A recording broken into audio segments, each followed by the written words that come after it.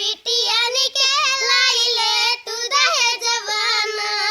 केतना आल रही जियरा बिटियन के लाइले तू दहेजवाना खात पियत नहीं हरि के दाना बिटिया भइल सयानी हो बिटिया भइल सयानी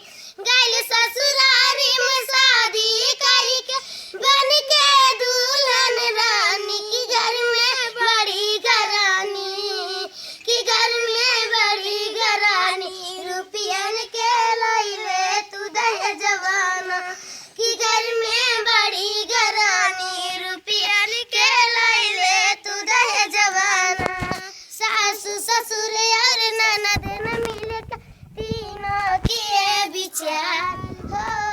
तीनों किए विचार छिड़क तेल मिट्टी के ऊपर लगा दिया अंगार की झटपट जल गई बिटिया की झटपट जल गई बिटिया अगियन में खुश होत दहेजवाना कितना आल रही जियरा बिटियन के लाइले तू दहेजवाना डियर राम राज कहते बाप गरीब लाचार हो